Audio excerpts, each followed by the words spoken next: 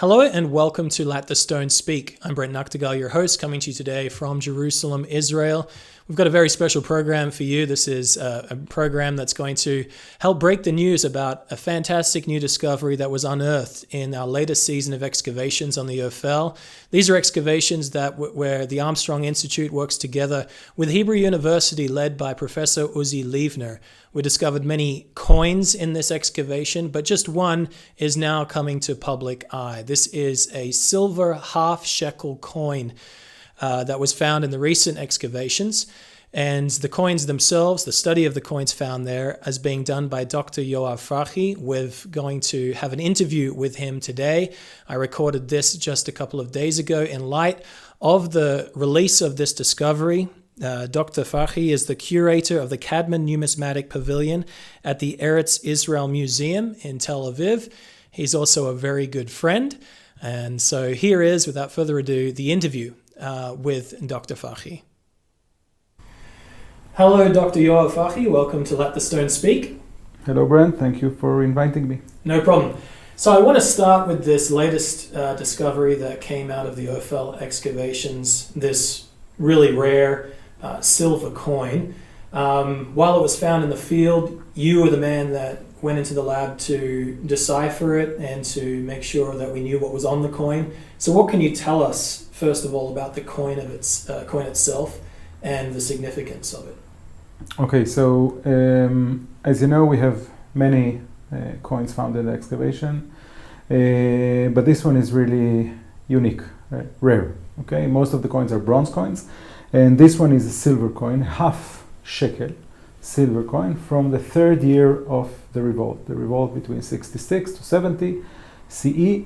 And the coin is one of very few silver coins found by archaeologists in excavations from the revolt. And this specific one from the third year of the revolt, we know of only 3 coins, such coins which were found by archaeologists. So this is really rare. In Jerusalem, of course, yes. Right. So as you mentioned, we have these other revolt coins that are made out of bronze. This one is made out of silver. How did that anciently play out? Why the difference between the bronze and the silver ones? How were they used differently? Okay, so let's go back a little bit. And we need to understand that the coins which were struck by the rebels in Jerusalem between 66 to 70, 5 years of coins, actually are replacing other coins which were used back then by the Jews before the revolt, and specifically the silver coins. So we have a quarter shekel, we have half shekel, and we have 1 shekel. And this is related to the weight itself or its value? Yeah, it's the denomination of the coin. It's also the weight, but it's also the name of the coin, and it's written on the coin. So the denomination appear on the coin. This is by itself, it's something very, very rare, which we do not have in most of the ancient coins. They do not bear their denomination. Mm-hmm. So here we have a half-shekel silver coin, Jewish coin, written in the ancient Hebrew script, from the third year of the revolt. This coin is about some 7 grams of silver, half shekel. The shekel was about 14 grams. Okay. And these coins were struck not by coincidence. The idea was to replace the silver coins, the Tyrian silver coins from Tyre in Lebanon of today, Phoenicia back then, that were used in paying the half-shekel tribute to the temple by every male Jewish man above age of 18. So they did this once per year, did they? Or every time they came to Jerusalem, they pay the half-shekel, or this was... No, once a year. Once a year you have to tribute this money for the operation of the temple. And up to the revolt, from the 2nd century BC, when the first Tyrian coins appeared, they were the ones that were used by Jews for the temple text because they were very high silver, they're very pure. The problem that we assume that many of the Jews had with them is that on those coins, the Tyrian coins, they had on the obverse the face of the Tyrian god, Melkart, Heracles. Okay. And on the back there was an eagle. And both are problematic for Jews to use. So the Jews took this opportunity of the revolt and replaced the Tyrian coins that they had to use because they were not allowed to strike coins by the Romans before. Right. And here in the revolt, when you're striking a coin, it's a symbol. It's a national symbol. It's not something that you take for granted. It's something that you made, and here it was not only to show the Romans we can strike silver coins without your permission, it's also to replace the coins that were used. And now, as you can see on the coin that we have found, there are no faces, right. no gods on the coin. Mm-hmm. You have on one side, you have temple, one of the temple utensils, a goblet or a chalice. And on the other side, you have a branch with 3 pomegranates. And those both are related to the temple. Right. And of course, the inscriptions here are Hebrew, ancient Hebrew, the Paleo-Hebrew script. And on the Tyrian coins, it was Greek. Right.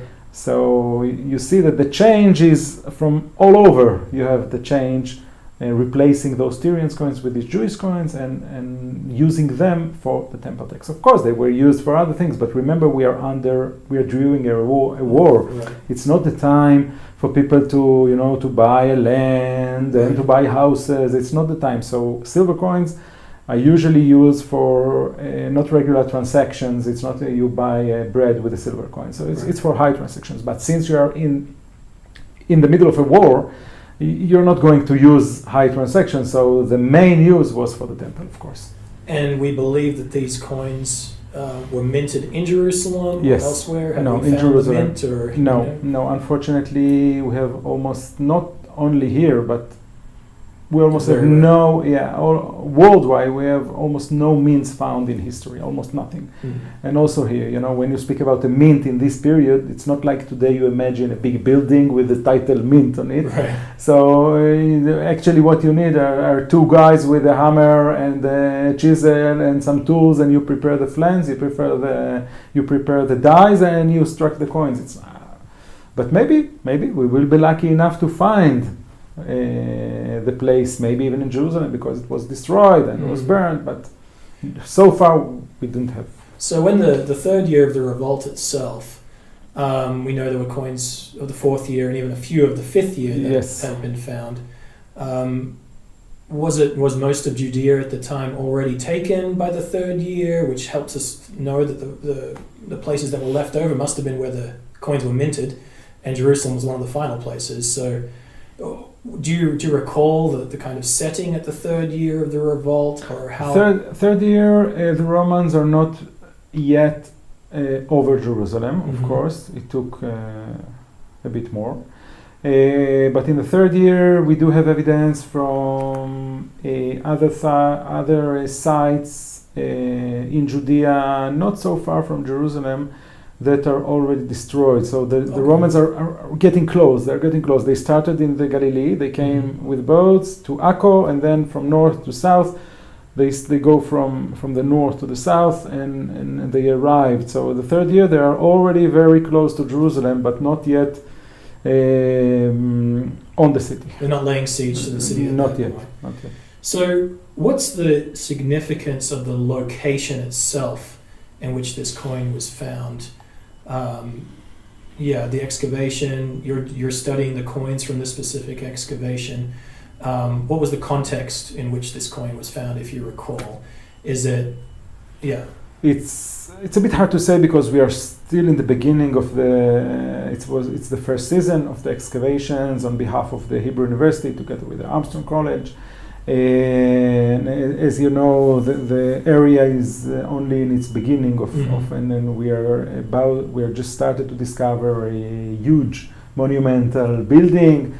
So it will be too early, premature, too early to say the exact context. But we will be able to see, I hope, within next seasons to get more wide picture of the site, and then we can say if there is a specific connection to something that might be, and of course we hope to find more. Right. So we have dozens of bronze coins, and we do hope to find more silver coins of those rare types. So you mentioned the writing that was on these coins, on the inscriptions in ancient Hebrew. Yeah. The third year has a certain inscription. And what was that? Actually, all these series of half-shekels and shekels have the same legends, except of one difference, and this is the date. So on both sides, the inscriptions say on one side you have Yerushalayim Akdosha, which means Holy Jerusalem, or Jerusalem the Holy. And on the other side you have either Shekel Israel, which is shekel of Israel, or Chatzi Shekel, which is half shekel. And there is the chalice in the center of the coin. Right. And above it, with two letters, again, with the two ancient Hebrew letters, not the date by numbers, but numerals by the letters, right. It's written Shin Gimel, which means Shana Gimel, year 3. Right, third letter of the Hebrew. The third letter of the Hebrew alphabet. And this is the only thing that changed between those coins. So on the coins of year A, year 1, you'll have the Aleph. And on the coins of year 2, you'll have the Bet, you have the Gimel, you have the Dalet, and you have the Hey for the 5th year. So this is the only thing that changed between the coins, but the inscriptions, Yerushalayim Akdosha, Jerusalem the Holy, and Chatzi Shekel or half shekel or the shekel, those are standard, depends on the denomination, of course, yes. So just about coins in general, since you're a numismatist. Numismatist, it's just, I'll tell it for your audience, the word numismatics, it's a profession. It's come from the word numisma, which means a coin in Greek. So numismatic is the study of ancient coins, the study of coins. So generally people like to find treasure on excavations, and coins I think we would kind of denote in this type of way. This is kind of like a treasure. However, coins themselves, they bear in general a far more important purpose or significance for archaeologists. Maybe you could speak a little bit more about coins in general and why they are important to find for archaeologists outside of just being flashy. Okay. So what is so amazing, for my opinion, when you're dealing with coins, is that you have so much information on such a tiny object. Sometimes the coins are really, really small. Here we speak about a coin which is about 20 millimeters in size, but there are coins which are 5 millimeters or 7 millimeters, where it's really, really tiny, and you have a whole world of symbols, of inscriptions, of imagination, sometimes on the coin. So for us as archaeologists to find the coin in excavation, there are several importance. First, it helps us to date the layer you're excavating. Right. Okay, so if we find the coins that are typical to the revolt, so we know we are in a layer related to the revolt, and above it we will have coins dealing with the later Roman period or the Byzantine and Islamic period, etc., etc. So first, in archaeology, coins help us to date the layer of we're excavating now. Second, the coins give us information about different aspects of what those people back then, what they wanted to tell to the others, because coins it's not like today that you have all kinds of media you can use. You have internet, you have Facebook, you have a newspaper. Back then, the main source of media was the coin. So on the coin, you struck what you want to tell the people, and this coin, it changed hands. It moved from one to another, from one place to another place, and it bring the information. So when you hold the coin and you read the inscription, that's what I'm doing. I'm trying to go back to those people and trying to understand what they wanted to say, and to try and look at the world through their eyes and through the symbols that they put on the coin and the inscription that they put on the coin. And this is the other side of the importance, that it gives us not only a date, but it tells us about the people who lived and about their ideas, their wishing, how they saw the world, how they saw the situation in those days that they struck the coins. Yeah, and that's really significant, especially for these revolt coins. It's a message from Judea from 2,000 years ago from the Jewish people. Okay. That is exactly. Very when they say Yerushalayim HaKdosha, the Jerusalem, the holy, this is what they want to say, Jerusalem the holy, right. Holy Jerusalem. This is what they had in their heads while they were fighting the Romans for independence. Right. Well, while I have you here, there's just one other question. It doesn't relate to coins. It relates to something similar to a coin. My first excavation with you goes back to 2006. That's when you were my first area supervisor. We were both looked a lot younger. Younger and more beautiful, yes. But this was the excavations of Eilat Mazar and a large stone structure, aka David's Palace. Yeah. You were there the year before I got there, in 2005. Yes. And you were responsible for one of the most important finds, I think, at least in biblical archaeology, as far as biblical personalities that have been discovered. Perhaps you can briefly resurrect this moment, because I haven't heard it from you, when you discovered what you discovered in the field in 2005. Okay, so you are speaking about the ceiling, yes. The clay ceiling of Yehochal, son of Shelamiah, son of Shuvi, one of the ministers of King Tzidkiyahu, maybe one of the guys who threw Jeremiah to the pit. Mm-hmm.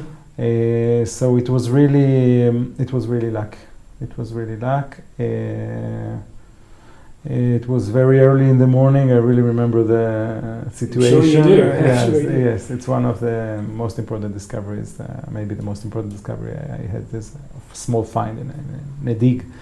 So we were excavating in the area, and I was supervising this area A of the site. And for people listening or watching, you're an area supervisor, and typically you don't excavate. You walk around, you tell people what to do. I'm working hard. You do work hard, but you're in control of what's going on, making sure everything's done well. Yeah. And the volunteer or the student, they're doing the actual work, doing the actual discovering of the items themselves. Yeah. But in this case, you did some discovery. Yes, there was an area which we had to excavate, and I went to excavate. There was, maybe less people working that day or whatever, so I went inside a small area and started to excavate, and it was very early in the morning. It was a lower area. I remember that I was lying on my stomach and excavating down into kind of a small pit near the wall, and it was a bit dark, but it was very early in the morning, and the sun came from east, and it was the eastern side of the excavation, so we had light from the sun. And I was excavating with a small pickaxe, and suddenly I saw something round. Now, since I'm dealing with coins for many years, I see round things everywhere I go. So it was really caught it with my eyes, I saw something round. So I carefully took it up, and it was a tiny piece of clay. And since I knew that, sometimes when you know what you're looking for, it's more option that you will find it. Because if not, you might miss it. Right. But if you know that in this area, before, clay ceilings were discovered in previous excavations by Shiloh, so you know that you might find, so you look for it. Right. And I recognize that there are letters in the ancient Hebrew, and since I'm dealing with coins, and I'm dealing, most of the Jewish coins are bearing ancient Hebrew, Paleo-Hebrew scripts, like the Hashmonean coins, which are very tiny, the same size as this clay ceiling, and I recognize the letters. So I saw that there are letters in the ancient Hebrew, and I hold it, and I saw it was a bit dirt. Right. It was a bit dirty, but at least I saw that there are 3 lines of letters, and in the central line I saw Shin, Lamed, and Mem. Shalem, something like Shalem. Yeah. So suddenly I thought, Shlomo, Solomon, all this. And then I took a small box, I wrapped it with a piece of tissue, and I went to Eilat. She was in the office. Right. You remember there was an office. I came to Eilat, and I told her, I have a present for you. She said, she was writing, and I said, what, Yoav, is it important? I told her, yes, it is important. And I gave it to her, and she was very, very happy. This was the first bula that we found. And later we start to do all the project of the wet sifting you're way familiar with. And then we found, a year later, we found another very important bula, the sealing of Gedaliah, son of Pashcho. And he's another guy, and this is really interesting because they both appear in the same chapter, in the same verse, dealing with Jeremiah. And we found both persons, ceilings of both persons, some few meters one of the other. So it was really how you say. I didn't sleep for a few nights after. Archaeologist's dream. Yeah. Well, thank you for taking some time with us. Appreciate you telling that story as well. I wanted to make sure we get it on record of the man that discovered it. And thank you for studying the coins from the Ophel Excavations and bringing to light this silver half-shekel. Thank you. Thank you very much, and we hope to have more next seasons. And we will. We will. Thanks. Thank you. Thank you very much for listening to the interview with Dr. Yoav Farhi. Thank you very much to him as well for taking time to spend it with us here at the Armstrong Institute and our podcast, Let the Stone Speak. The Institute also puts out a magazine that goes by the same name, Let the Stone Speak. If you don't have a copy of this or you're not on our mailing list, you would like to do so, I'm sure it's in your interest to do so. This is a magazine that comes out 6 times per year. It's absolutely free. We'll pay for the postage, the handling, everything to get it right to your doorstep. We'll never ask you for money for this magazine. If you would like to receive this magazine, which covers biblical history and biblical archaeology, simply go to our website, armstronginstitute.org, armstronginstitute.org, or you can write an email to letters@armstronginstitute.org requesting your free subscription, and I'll make sure that you get a copy.